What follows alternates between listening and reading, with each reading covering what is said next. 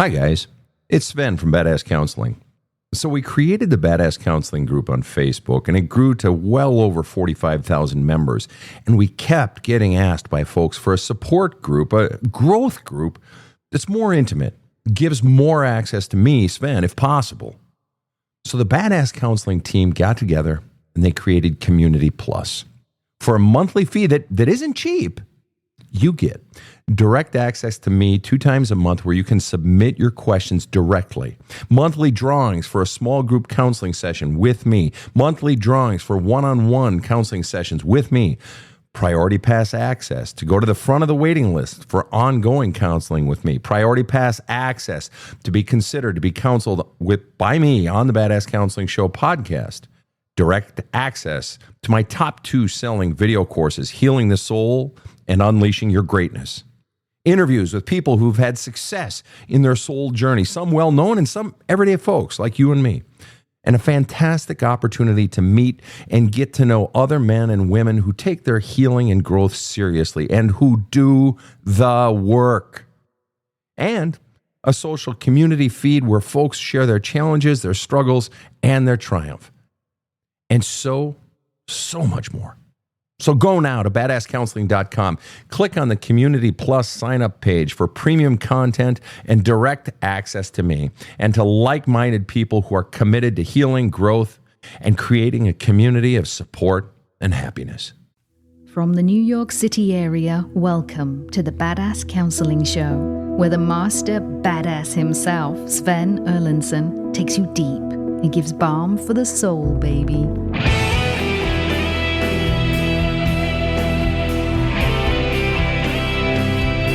Well, what do you make of that? Here we are, you and me. We're here together, stuck with each other. You're forced to listen to me, yet I get to delight in the treasure that is your presence in my life. And I love having you here, whether you are here from Thailand or from Western Colorado. It's just super duper to have you here. All our friends up in Canada, in Scandinavia, to you Scandinavians, and all across the world. We love having you tune into our show.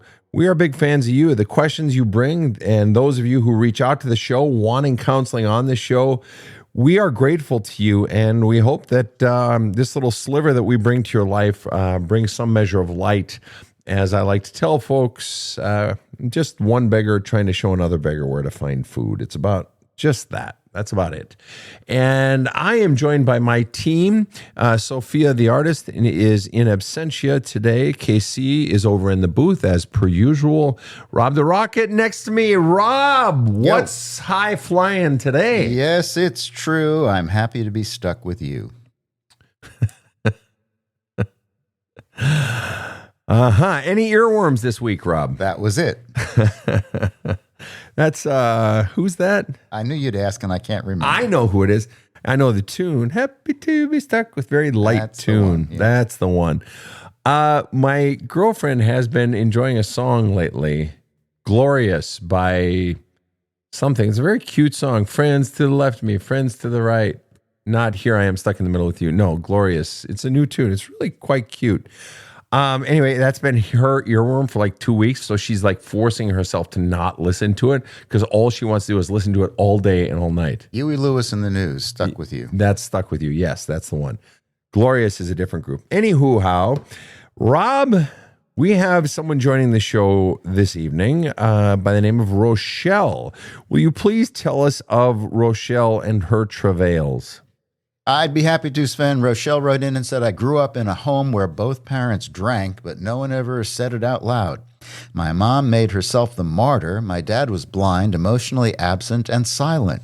I took on whatever role kept the system intact, identified patient, golden child, lost child, scapegoat. My brother became the scapegoat, and then he died. I tried to save him, and I also pulled away. I believed the lie that he was the problem. It helped me survive, but I was wrong, and my last words to him were cold, and I carry that with me every day. After my own daughter was born, I collapsed physically, emotionally, mentally. Anxiety, overstimulation, depression, and nonstop rumination took over. I stopped drinking. I cut off contact with my parents. I started waking up, but everything still feels fragile. I'm married to someone emotionally unavailable. He doesn't ask what I'm holding. I try not to resent him, but I do. I feel completely alone in the weight of our life, and I can't keep pretending it's working. And now I'm raising my autistic, deeply sensitive son and my daughter who watches me with wide, expectant eyes. I want to give them safety, emotional clarity, and steadiness, but my nervous system is still stuck in survival. I freeze, I shut down, I disappear. I know I'm still causing harm even while trying to heal. Can someone like me break the cycle while still inside it and still actively passing it on? Because that's where I am. Rochelle, welcome to the show. Thank you. Thanks for having me. Thank you for coming on. Well, let's answer your question first at the very end. Can someone like me break the cycle while still inside it and still actively passing it on? Yes. So are we done here? Probably not. Please tell me how. Okay. All right. So there was more there. Okay.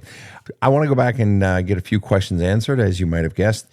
Your brother passed away. He died. Just out of curiosity, well, literally morbid curiosity. How did he die?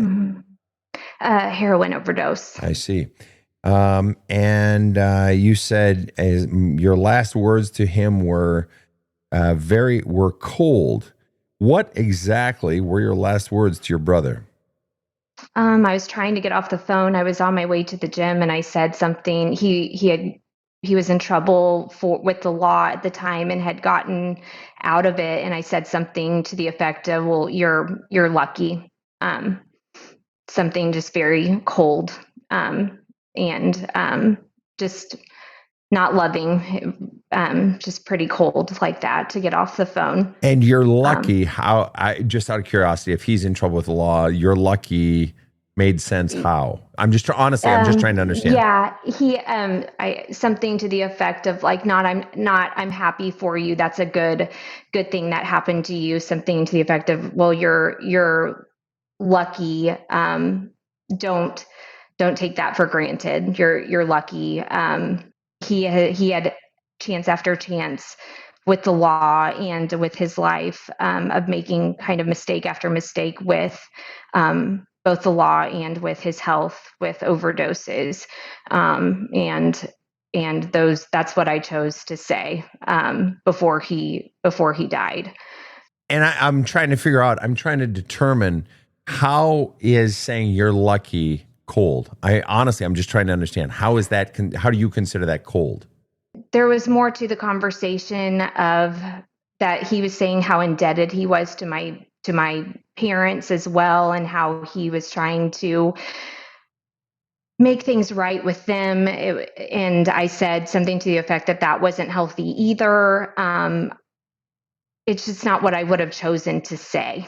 So had I known that would be the last time I right, which obviously you didn't. So is it that you're lucky was a cold thing to say, or is it that you wish you had you wish you had said something kinder or sweeter, like, "Hey, I love you, brother, and you're doing great, and I believe in you," or you just wish you had said something sweeter? Because it doesn't. I'm not seeing how saying you're lucky is particularly cold. You're just wishing you had said something sweeter, kinder, warmer, that his last words on earth from you would have been something like a soft pillow, so to speak.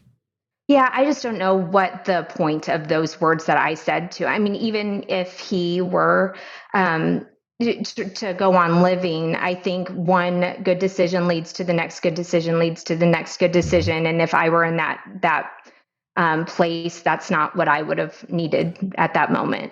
Right. And so what you're being faced with is realizing, at least part of what you're being faced with is realizing that one of the things that every single one of us does in life is we say stupid shit. Yeah, and you just stupid things. Right. I mean, we all say them. I mean, fuck, don't even ask me the number of stupid shit things I've said just today. It's just that you just so happen to have said one of them at the moment that followed by your brother killing himself or dying of a heroin overdose. Yeah. So to me, honestly, from where I'm sitting, that sounds more like bad luck for you. That the one fucking stupid thing you said that day just happened to be in that if he had gone on living, that comment would have been forgotten. The only reason you remember it, it's not that that was some profoundly hurtful comment. The only reason you remember it is because that was the last thing you ever fucking said to him. Right. Yeah. But Yeah. isn't the bottom line, though, that you feel guilty? Isn't what we're really talking about guilt? And is your guilt over that comment, or is your guilt over your overall treatment of your brother? I think it was in combination of maybe the last words that were from my mom to him I just, in the way in which he died, of probably feeling alone, and with bad people, and not feeling the love in which, coulda, woulda, shoulda, I guess. But how Um, much of that is on you? You feel bad for him. You feel sad for your brother. yeah. But what do you actually feel guilt? In other words, your own culpability, your own fault. What did you do that you actually feel guilt for? So feeling sad for someone is one thing, and that's hard in and of itself. But feeling guilt over something you did, well, that's different. Because if your mom did something to him, you don't have to feel guilt for that. You don't feel guilt that you didn't do that. So I'm trying to parse out, what did you actually do versus what was done to him, or what you felt bad. I guess what I'm trying to find out is, what's the main thing you feel with regard to your brother? I feel regret for not knowing what I know now about addiction and what people need.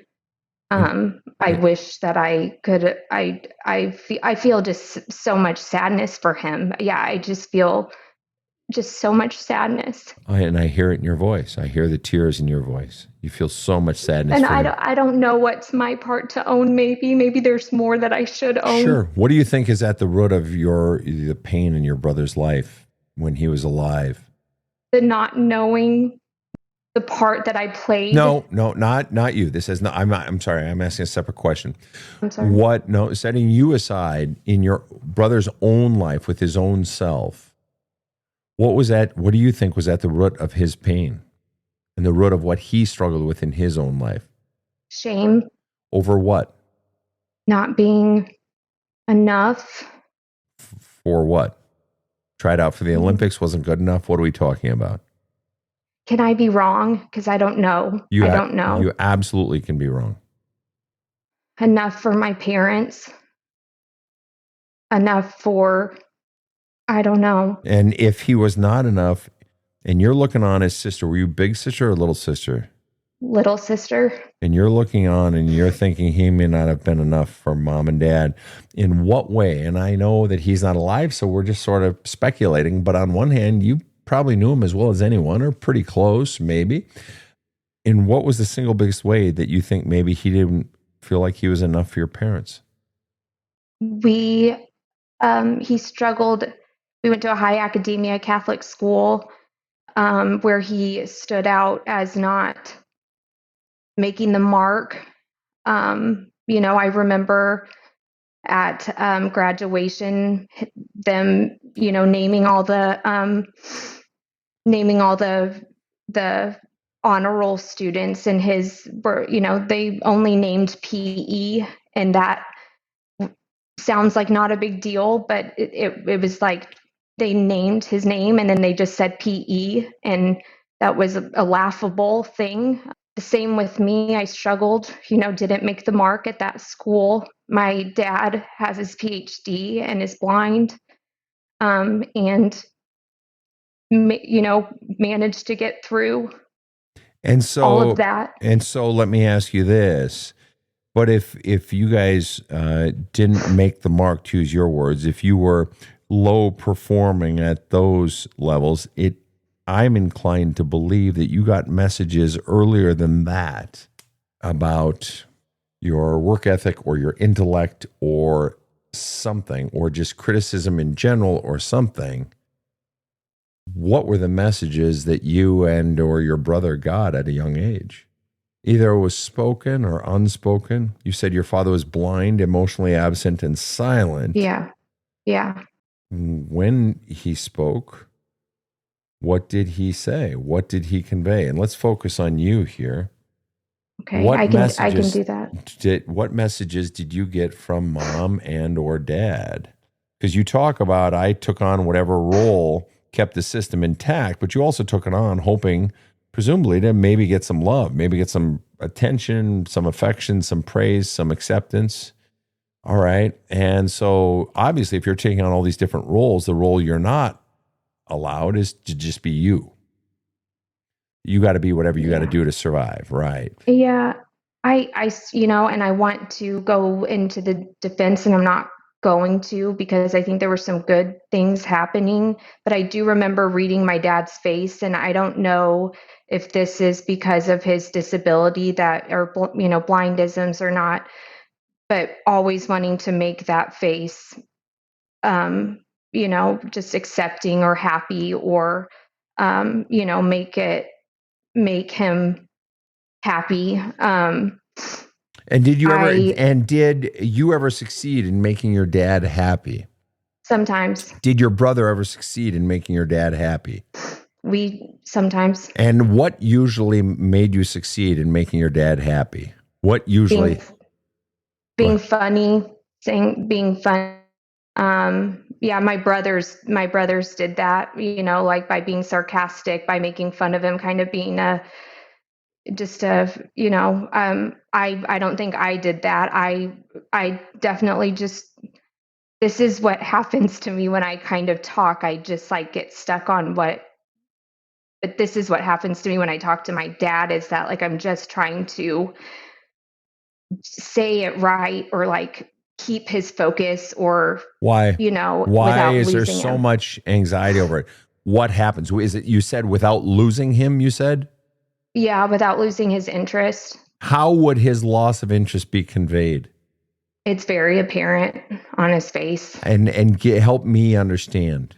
Yeah, just almost like just contempt, like he's done with it, and his face would go down, like he's not listening anymore. I see. So that's how he expressed sort of disapproval. And when that registered on his face, the child feels, I'm not liked. I don't have his attention anymore.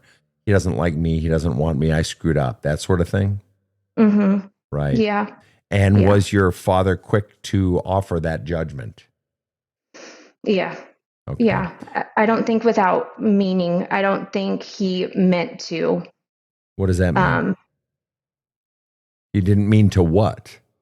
He didn't mean to convey that I'm fucking bored with what you're saying, you stupid kid. Entertain me. You need to do better than that. He didn't mean to say that. What did he mean to convey?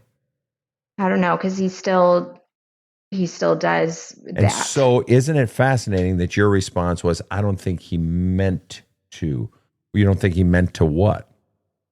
I just have always kind of in my head made it like that it's like a blind thing, that it's like a visually impaired thing to where he doesn't know that it affects us that much.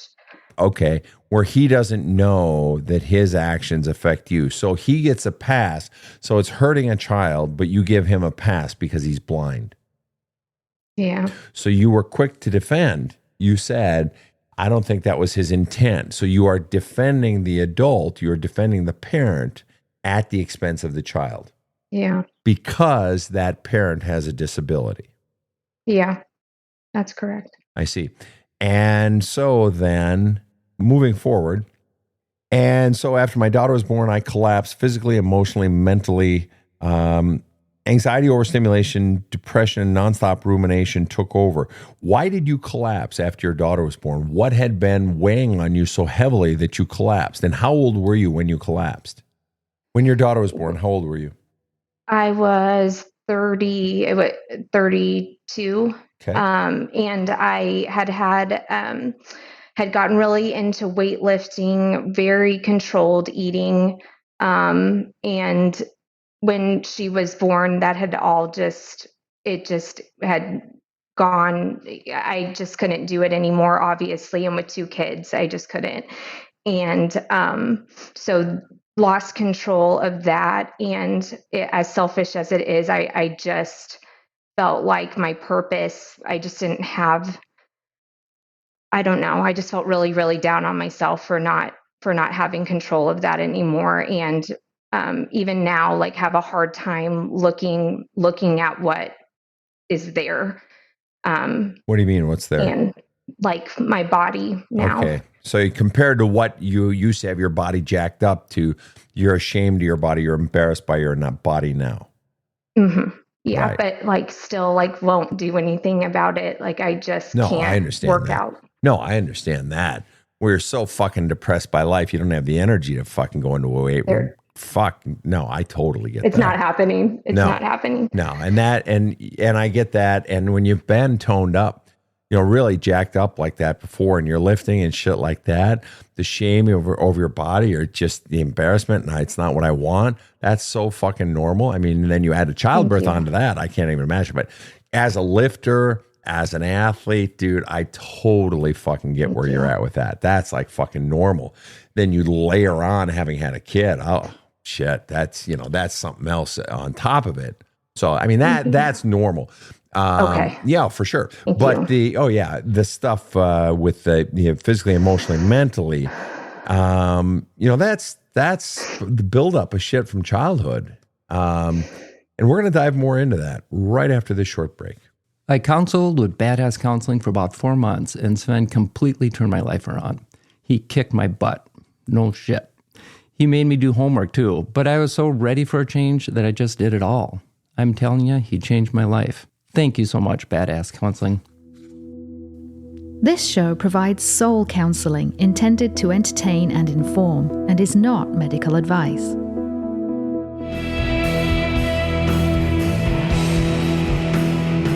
Now, back to the badass.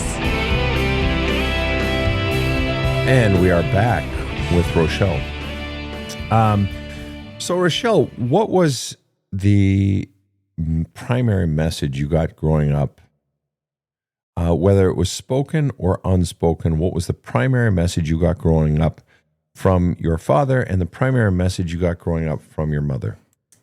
From my mom, I think it was basically like, don't embarrass me. Like, just don't, be this way, but don't be too much, but just fall in these lines. And to my dad, it was, you don't matter. But that wouldn't have been conveyed that way. You've probably been reading my book. That's the language you might have picked up in my book or from my podcast. So rewinding the tape of it, that's all right. You're on a thread here. You're doing fine. Okay. That's all right. You're a little bit nervous. That's okay. You're doing just fine. All right. You're doing just fine. Thinking back, though, sort of in kid language or in teenager language, and sort of thinking back, what was conveyed to you? And it may not have been spoken or whatever, or how did you feel about yourself? What really was the message about yourself that you got from Dad? Like, I just felt like my job was to do the thing to make my mom happy. I feel like was to, like, I was in the talent shows at my school. I just had to, like, play the part so that my mom was just okay. Like, and then with my dad, I felt like, I don't know, just don't be a fuck up, basically. Like, just, I don't know, just be quiet enough and just don't be embarrassing. Okay. And don't be quiet and don't be embarrassing. All right. So from both parents, you got the message, don't fucking embarrass me. And you also got the message, do whatever's going to make mom happy, play the part. You got that message from mom. Okay. Mm-hmm. So that do the thing to make mom happy, play the part. That's you putting on a mask. You're playing a role. Don't be you. Don't do what's going to make you happy. You need to do what's going to make me happy. So the underlying message to the child is, you don't matter. Just be who I want you to be. Okay? You're not important. Your voice doesn't matter. And the message from Dad is just don't fuck up. So a child who's being told don't fuck up is going to become tentative. They're going to be afraid of fucking up. Yeah. So they're going to be scared of every step, everything they say, everything I do. And you were talking about that. I was afraid, everything coming out of my mouth. Am I holding Dad's attention? Am I still holding Dad's attention? The fear of the next word out of my mouth I'm going to lose his attention. He's going to be disappointed in me. In other words, the love didn't flow freely from Dad. No. Right. No, you had to fucking perform and, just to hold his fucking attention. Right. And with mom, you were a performing monkey, be whoever she wanted to be. And in both cases, don't embarrass us. Yeah. So this is a kid forever living in fucking fear. Don't embarrass me. It's like, Jesus. So you're never going to take a fucking risk. Because if you screw up or if you fail, you're going to be a fucking embarrassment. Right, right. So there was a lot, I got to believe you felt a lot of pressure as a kid. Yeah. Yeah. I did until I, said screw it at, some point in high school and did that number, but then, started working out and got a lot of confidence and, found my way. Met a good guy and, got my master's degree and really found my way. But then I feel like, right, then and died, and I really just, I really, really lost myself when that happened. How many years ago did your brother die? 9 years ago. 9. And I got married 3 months after he died. So it was just kind of this dynamic that it just happiness and sadness all at the same time. It was really confusing. Yeah. And so you have all these messages inside of you about your own self, that your own authentic self doesn't matter, and you've got to perform and perform and perform. And then, you're, in your whatever, 20s, 30s, whatever, and your brother dies. See all of this just weighing down on you. And then the highs of the marriage and the lows of your brother. And then, it makes sense. You collapsed. It's just like life had finally caught up to you. Finally caught up. And it was forcing you to face all of this shit. And so you talk about, you started waking up, nonstop rumination took over, and I started waking up, but everything still feels fragile. And when you say you started waking up, what exactly does that mean? I just started seeing my parents I hate how that sounds, but I just started kind of seeing people for who they were, kind of. Why do you hate how it sounds that I started seeing my parents for who they were? I don't know. It just sounds really just not profound. I don't know. I just feel like maybe I was being used for what I could give them my whole life and not for who I was as a person. It sounds like that's exactly what was happening. Yeah. And why does that make you cry? Talk to me. And the tears are good. Let the tears come. But why does that make you cry? There's this empty, gray area still with that, because it's where do I play a part in this? I know I am to blame. I've done some bad things. I've screwed up with my children. There's all this gray area where it's where can I see things clearly of me taking responsibility in my life? I drank, I self-medicated, I've treated my husband terribly. It's it's I'm like everybody else on your show that just wants truth, and it's so easy for me to blame this on my parents, and that's not, I don't know. Well, I don't know. Sure.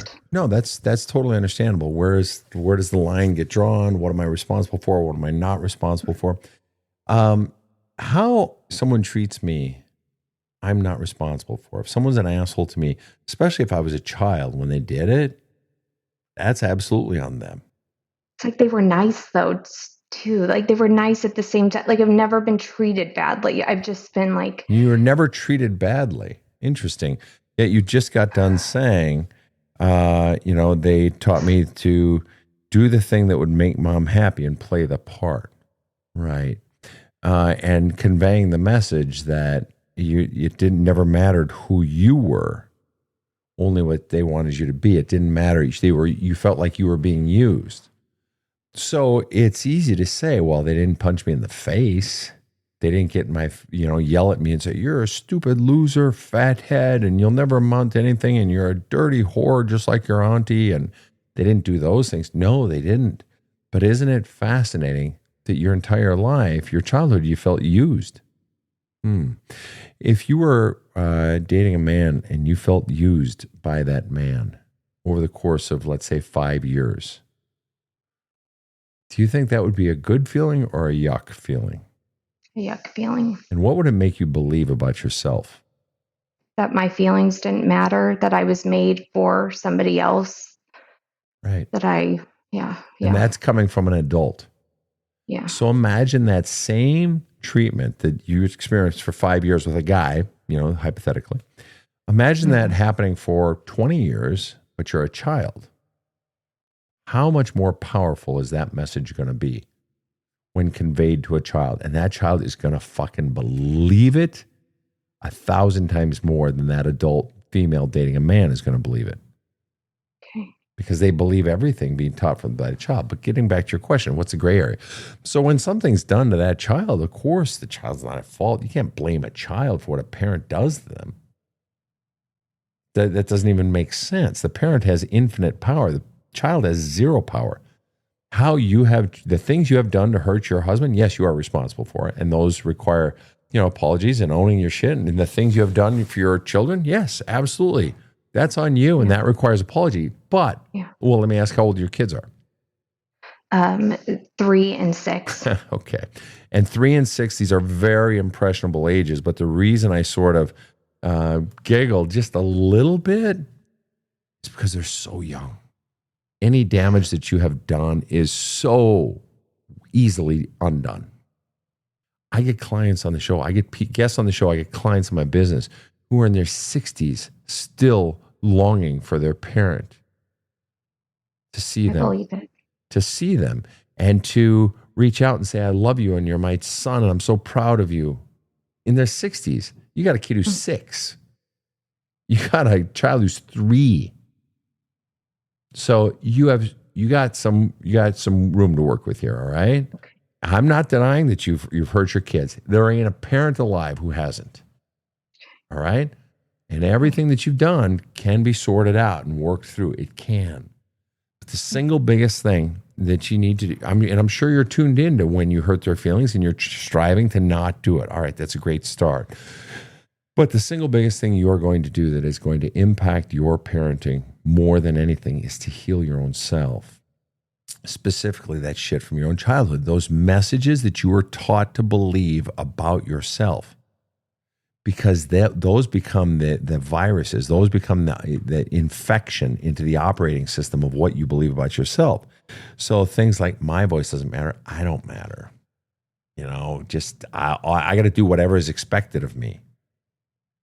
Well, you're teaching the child their voice doesn't matter. Well, if my voice doesn't matter, I'm just going to listen to whoever. Well, and then you go on and talk about, isn't that interesting? You go on and talk about your marriage. I'm married to someone emotionally unavailable. Of course you are. It's safe. It's exactly what you got from mom and dad. Your husband, the way he loves is so fucking familiar to you. It's exactly how your parents loved. Emotionally unavailable. I don't hear you saying that either one of your parents was overflowing in love or was emotionally present to listen to you and to hear you and to ask how you're feeling and what you think of this and what you're struggling with. Were either of your parents ever that way? No. No, of course not. No. Right. And so in a way, he's exactly what you're used to. That if a guy had come along and been loving and kind and so on and so forth, either A, you would have found it boring, B, you would have found it so disorienting, you wouldn't have known what to do with it, or C, I don't know what. But no, it's like you just naturally went with that which is familiar. Why? Because you know how to love someone who's unavailable. You'd been doing it for 20, 30 years already. Yeah, that makes sense. So he doesn't ask what I'm holding, you say. What does that mean? Holding. What do you mean? I think maybe I'm expecting for somebody to come in and save the day, and maybe I've been putting that on him too much. Save you from what? The emptiness, like the whenever I feel like I'm collapsing, whenever I feel like I'm holding the and I know I'm being very vague, no, but you're this doing is great. literally what it feels like. It just feels like I'm just holding the weight of everybody's feelings in the room. Like especially my son who has autism. Like I just feel like, okay, I see what's going on here. I can feel that he is overstimulated and he feels my feelings. And I know that that is like projection, but just read too much. Like I just feel that he can feel my uneasiness. But Were you responsible as a kid for making everyone else happy? I felt that, especially when my older brother got older, and I felt that I couldn't. It was getting out of control. Like it just was getting too big for like anyone to handle. That like that I just couldn't. I couldn't grasp it anymore. You couldn't I fix just him. I couldn't fix him. But prior And to that, in your life, was one of your jobs, were you expected to make mom happy? And if mom was sad, it was your fault. If dad was upset, it was your fault, or was that really not your problem? Because don't remember. you say, I took on whatever role kept the system intact. What does that mean? I mean, I remember situations to where I would listen to my, mom talk about my dad, or my dad talk about my mom, or my dad talk about work, how it was upsetting, or how they're worried about one of the boys, and they're not showing up to work, or just like a family situation. I know I played that role, and I don't know why that's not coming up for me, but I know that I did play that role. And which role are we talking about? What Just role? about just like feeling responsible for people in the family. Right. Feeling responsible. And why would this little girl feel responsible for everyone in the family? Where do you think you got that message, or why do you think you did? Or what would you get out of it if you did? Or what was the fear if you didn't? I think my mom and my dad I think they wanted to be there for each other, and what they couldn't, what was left was probably on me, maybe. Well, and I don't know. we know with your brothers that they tried to lighten dad up with humor. Right. So the kids, Mhm. a lot of times kids will do is, if the parent is feeling bad or mad or sad or upset or stirred up or whatever it might be, the child will try to make the parent feel good, feel happy, feel Yeah, I do. stabilized. Why? Because if the parent does, then that parent will go back to pouring love into my love cup.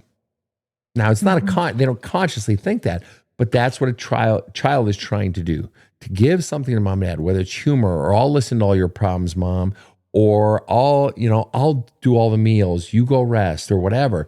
Then maybe you'll see what a good son I am. Or then maybe you'll say, oh, my dear daughter, thank you so much, or whatever it might be. And so we Yeah. know your brothers were doing that sort of thing to lighten dad's mood. And so it stands to reason that they might have felt that you felt, as you said, responsible for everyone's feelings. Well, then it makes sense, as you're aging. You're getting older then, in teens, 20s then, and your brother dies of a heroin overdose. And think about the immense guilt. If it was your job to keep the family intact, if it was your job to make everyone feel better, you failed in your own brain. I couldn't fix my brother. I couldn't make him feel better. I was responsible for his feelings, and I couldn't do it. And because I didn't do my job, my brother died. Was there any of that going on inside of you? Has there been? Yeah. So there's a lot that just came up. So my whole degree, my master's degree, was in behavior change, and I did my thesis on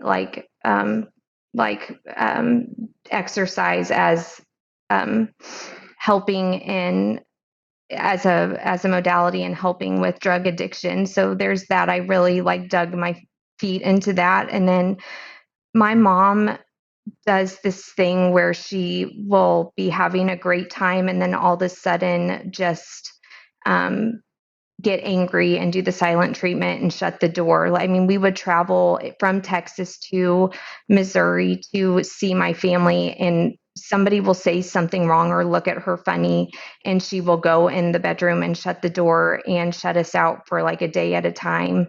This would be like at Christmas, and then I would leave and feel completely just like I did something wrong. And so I would leave with like, we would just leave and go home and think that we did something just awful. And then that's kind of whenever those like self-medicating behaviors came in for me, as far as just like feeling shame and awful. And this was before and after, died. There was a lot of just like, don't rock the boat, do everything to make mom happy, don't make mom upset, walking on eggshells. And I remember that throughout my childhood, of just like not making mom upset. And so what was the biggest failure in your life? I mean, I failed my mom. I mean, I failed How? my How? Help me see. How did you fail your mom? I gave up. On what? I gave up on being the perfect daughter. I gave up on When did you give up, and how did you give up on being the perfect daughter? When did it happen? When I decided to leave my hometown and move away with my husband. And how old were you when you did that? I was 28. And you failed your mother by moving away to be with your husband, and you failed to be the perfect daughter, and yet you chose it. Why would you choose to fail your mother and move away from your hometown, knowing it's going to fail your mother and she's going to see you that way? You're a disappointment. Why did you do it? You knew that would be her response. You knew that you would see it as a failure. So why did you choose it?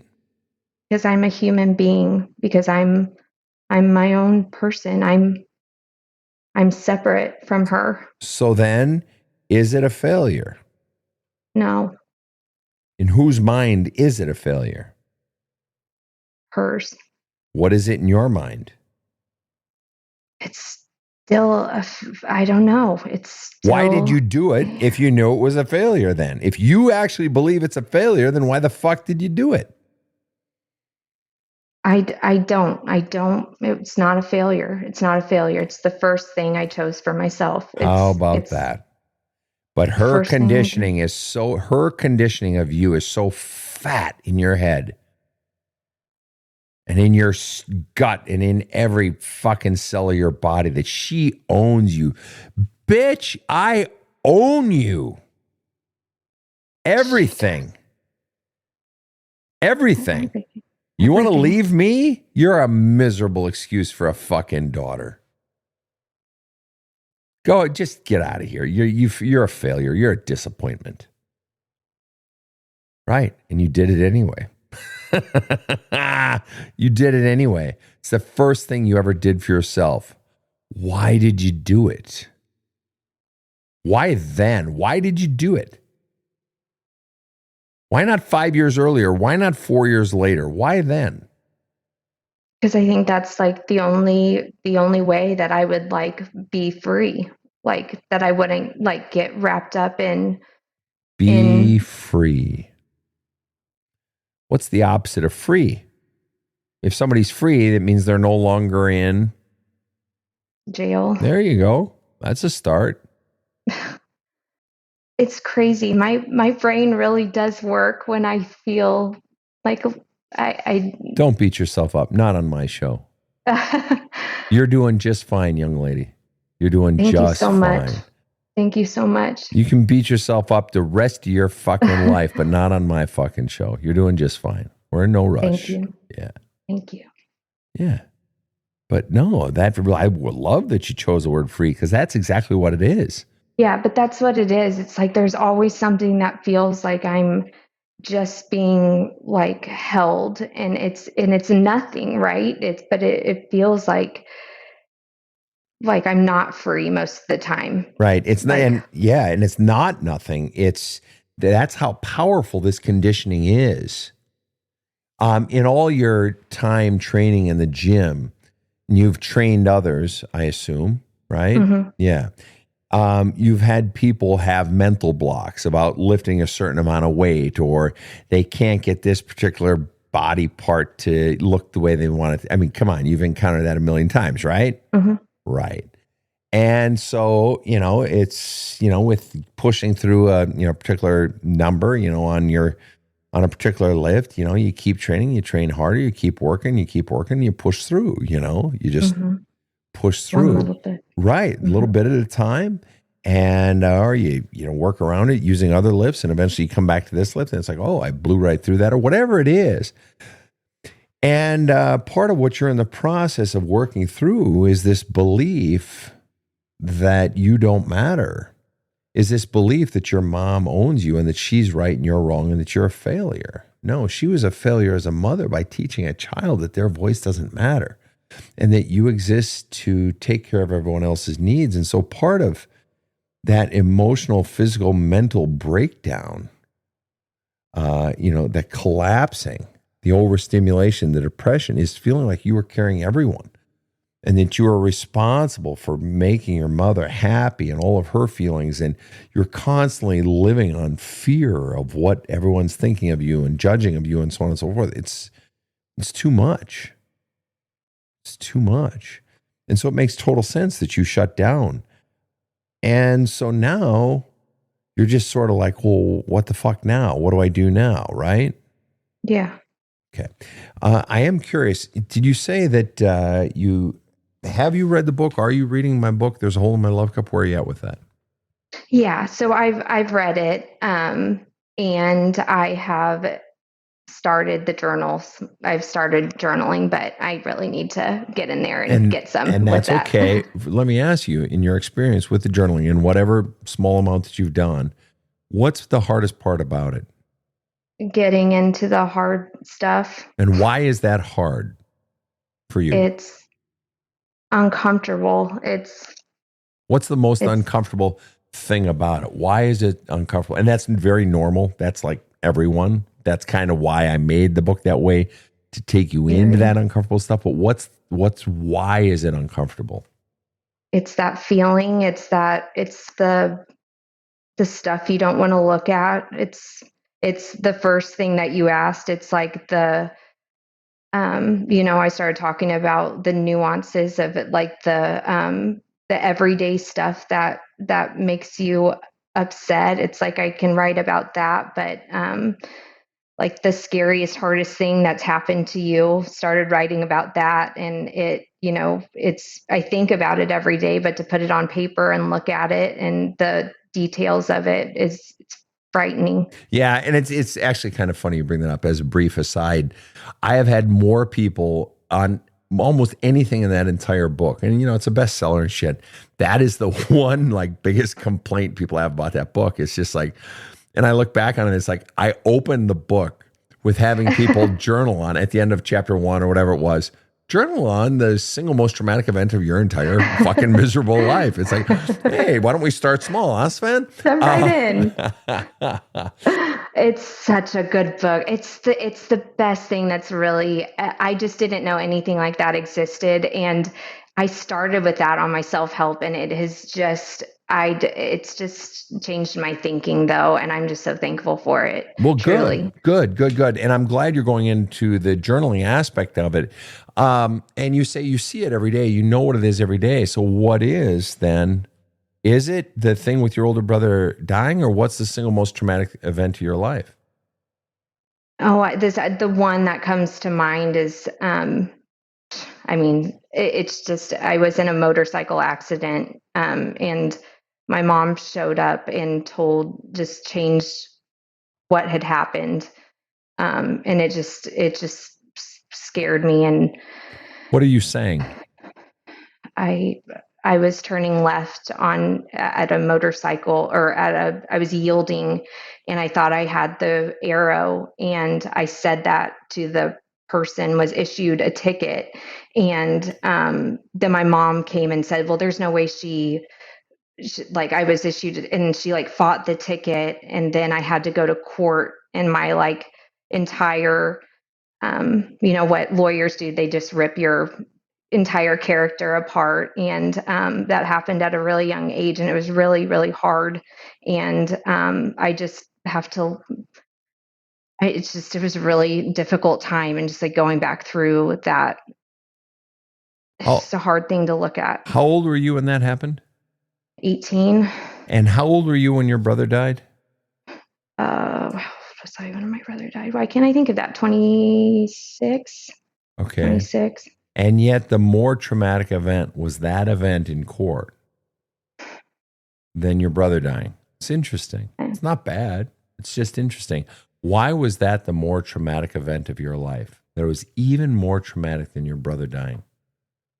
It's just confusing. I don't know. All of it is confusing. I don't know if it's more traumatic or not. I know that it's just, I guess the shame that comes with it is just, it's just hard. The shame with what? What did you do wrong? I ruined a man's life because I hit him with my car. And you killed him? No, but I drastically ruined his life. How? I injured him really badly. What? I injured his, he was in the hospital for a long time. I think he's okay now, but it's just causing harm to somebody else and hearing about it. And what? But yet interesting, in your first telling of the story, you mentioned nothing about that. You told about your mom coming in and her changing the ticket and so on and so forth. What was your mom's effect on that experience for you? I guess just not being able to own that, not being able to take responsibility if there was, I don't know, just not being able to take ownership if there was some to be taken, that ownership. Okay, so if I'm hearing you correctly, you wanted to play it straight up, admit to the gentleman, here's what I did, X, Y, and Z, take my ticket, from the police and so on and so forth. And because you felt that was the decent thing to do and so on and so forth. And, but your mom came in and she squelched your voice. She silenced your voice and she took over and sort of changed everything. And as a result, you have felt what since? Silenced and ashamed, of that. I just feel like that shouldn't have happened. That wasn't supposed to happen like that. Right. I don't know. What percent of your life has been spent feeling silenced and ashamed? A large percent. Give me a percent. 75%. What percent of your marriage has been spent feeling silenced and ashamed? 50%. What is the single biggest beef you have right now with your marriage? Holding the weight, the emotional weight of our kids, and just holding the weight of every single conflict that we have alone, just feeling alone. So he's not taking on what? What do you most want from him? To care about what's going on in our lives, to care, to bring it up. How could he most evidence that? How could he most show that? Either fix it or bring it up. Do you bring it up? Yes. And how is it responded to? Do we have to right now? It's always something. I try not to resent him, but I do. I feel completely alone in the weight of our life, and I can't keep pretending it's working. So you're saying it's not working. How long has your marriage not been working? Since it's started. How does it feel to say that? Not good. Give me a feeling word. Defeated.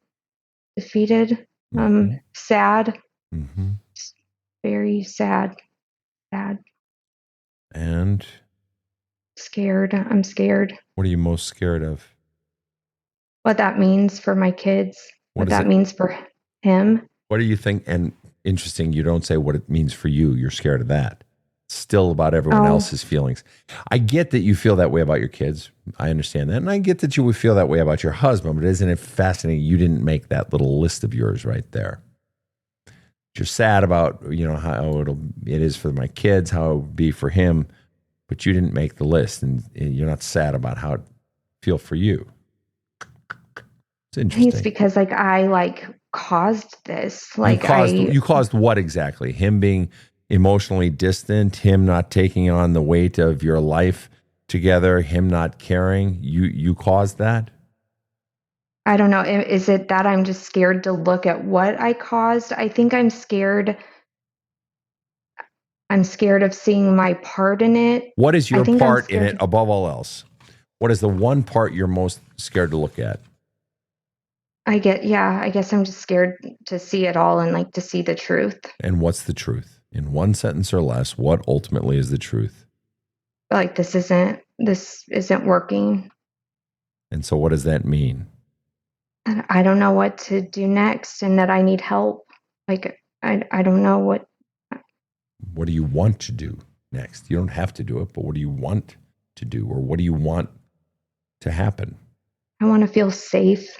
I just want to feel safe. I just want to be okay. I want my kids to feel safe. And you are saying then, if I'm hearing you correctly, that in your marriage you do not feel safe. He is a good man. I feel safe, as in safe, Mm-hmm. This can't keep going on the way that it is. What is the biggest way you feel not safe in your marriage?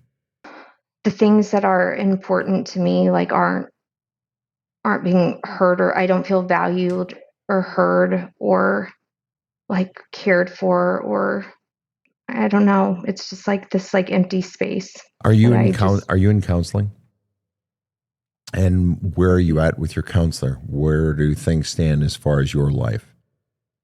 It's more of just how things are playing out, and what I can do to help make my life better. And just figuring out I came to the realization about my family and stuff with him, and he doesn't do couples counseling or anything like that. He's more of just, trying to help me work through this stuff. Uh-huh. Do you actually want couples counseling? Do you think your husband actually would do couples counseling? Yeah, I think he would. Okay. So, but the question is, do you actually want to do couples counseling? Or are you past the point of giving a shit? Because you said, I'm never going to be past the point of wanting to make it work. All right. Well, for my kids, Okay, so you believe it's okay. So you want to keep trying for your kids. Mm-hmm. Okay, but setting aside your kids, what do you want? I don't even know what that looks like. You want to be valued, heard, and cared for. Mm-hmm.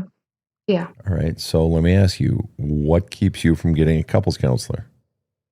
I think maybe mediation would be helpful about teaching each other what that, how to present that in front of each other. Awesome. And what's the reason you guys haven't done that yet? I'm not scolding you. I'm just curious. No, that's okay. It was presented kind of one-sided, where we've started with a couple and it just didn't feel right. So we'll have to start again and try again with somebody else. Mm-hmm. Yeah.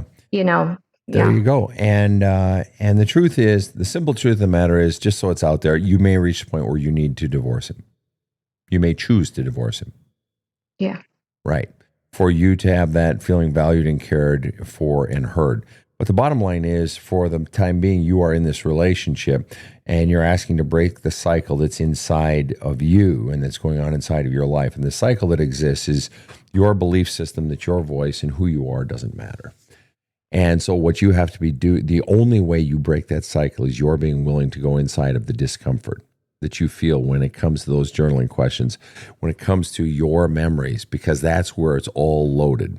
The messages you got from your mom about your worth, the messages you got from your dad about your worth, those BS messages that you exist just to make your mom happy, and dad saying, don't fucking embarrass me. And so you've been walking on eggshells around mom, but you're also walking on eggshells trying not to embarrass dad or lose his attention so desperately, just wanting love, just wanting them to like you and be nice to you. and you've been working so hard and it's tiring and it's exhausting, I guarantee you the more you go into the book and more you begin to flush that shit out more and more, you'll begin to feel lighter. You'll also begin to feel stronger, and you'll have greater clarity of who you are and what you want. Your marriage is related to that. It grows out of that, but it's a separate issue. If you want to get couples counseling, go in and get couples counseling. Find somebody new, attack it, seek to create the solution that you want. But the work that you got to do on your own to heal yourself, you got to fucking do. You got to get into that shit. Okay. Because if you're not going into where the original problem is, which is back there with, where those original messages about yourself, where they got laid, if you're not going into that, you're just jerking yourself around here. Okay. Yeah. Okay. Yeah. Okay. And that shit doesn't have to take forever. It just requires commitment to going into it. So any final questions that you have for me, Rochelle? Be honest. Take your time. Is there anywhere that you heard me kind of get off the right path here? Like whenever I was talking about like my family or anything, like does it sound like I'm on the right path with things? Like I don't know. Yes. Like do you hear anything from me that like that I don't see, or do you see anything in me that I don't see in myself? Or well, let me ask you a question. If you were to be totally honest, what percent today, as it stands today in your life, what percent are you scared of your mom? I'm scared of her. Percent? 50. Okay. 50. And if it's gone down quite a bit. Okay. It's gone down a bit. Okay. And what percent are you scared of your dad? 50. Okay. Now, yeah. If I weren't going to allow you to choose the number 50, because it's kind of a halfway, it doesn't really say anything. Right. You could choose any other number you wanted. What percent, any other number, what percent are you scared of your mom and what percent are you scared of your dad? 80% and 80%. Oh, shit, lady. What the fuck was the 50? I don't know, because it's still there. Like I used to go to therapy just for the reason of like I wasn't going to make them proud before they died. Like that was the full reason for like that therapy, and that was just like 4 years ago. Yeah, and that's not just I'm afraid of mom and dad. It's you're so desperately wanting them to confirm your worth. You're so desperately wanting that. And I know that that's not going to happen. But it doesn't change the fact that you want it. And you're also wanting that from your husband still too. And, and you're wanting it. You're wanting someone to give you something that says you are good. And you are good. And you're kind and you're loving and you're sweet and you're strong and you're smart. But you've been taught that you aren't.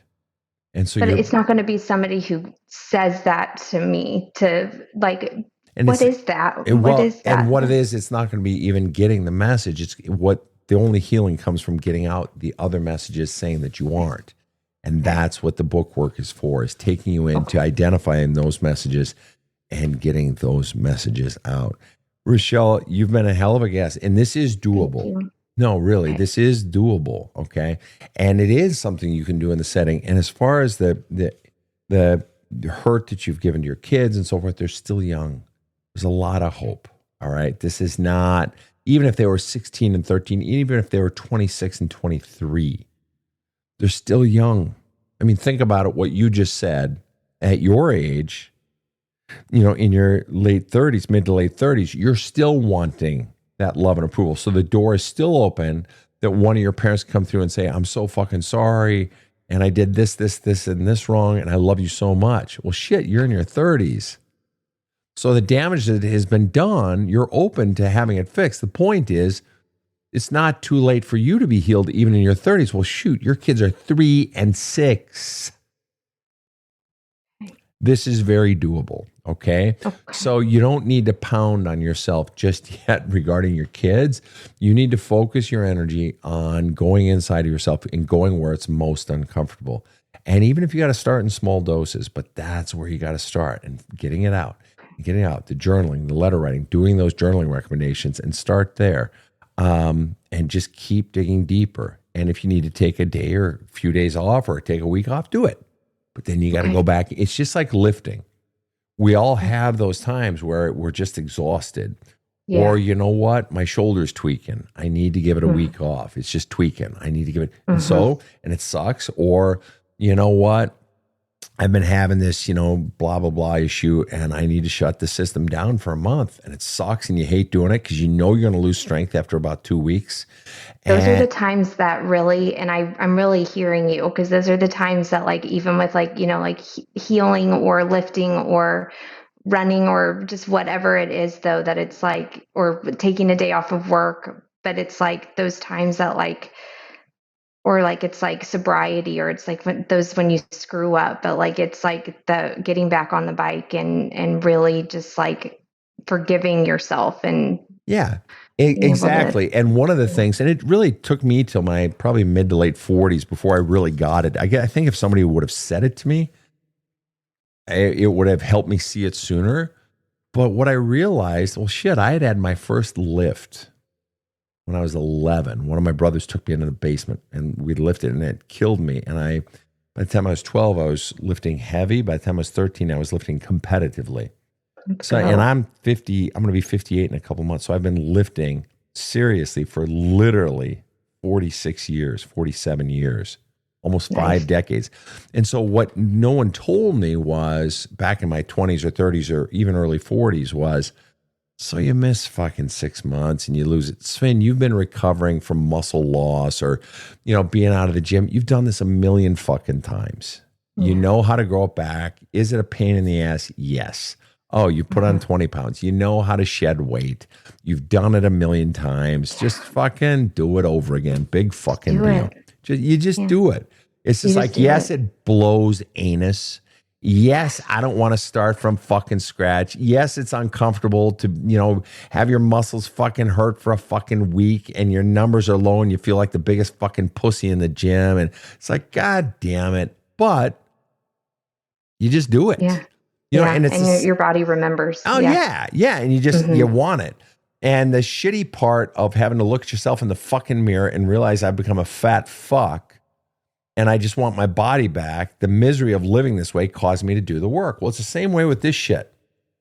The misery of living this way, of being this way, sucks so bad.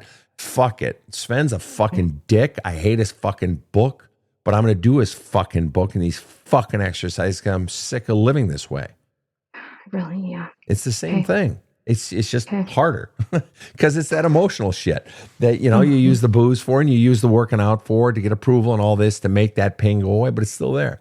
And at some point, kid, you're going to face it and you got to do it now. Otherwise, then you are fucking up your kids more and more by you wussing out and not going into the hard shit of your past. I won't do that. So you got to have the balls. You got to have the balls going into that hard shit so that you're healing sooner, so that you can finally give your kids the life you want, and so that you can finally give yourself, demand the marriage that you want. I want to feel valued. God damn it.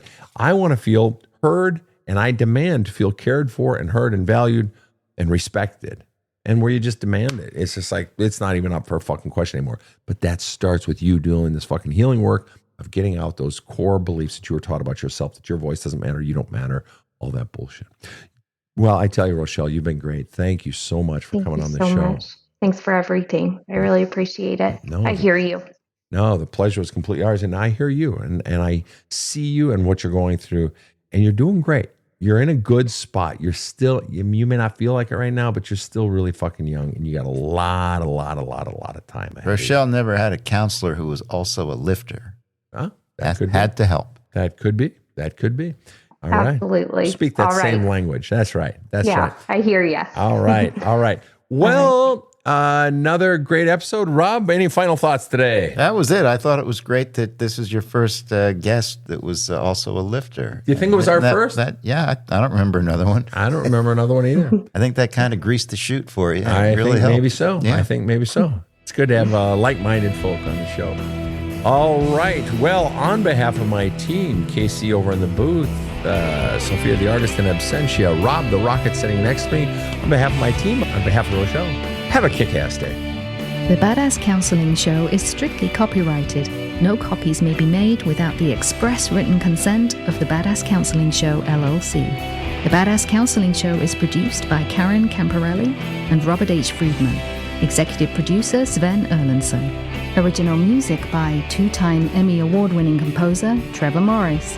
Have a kick-ass day.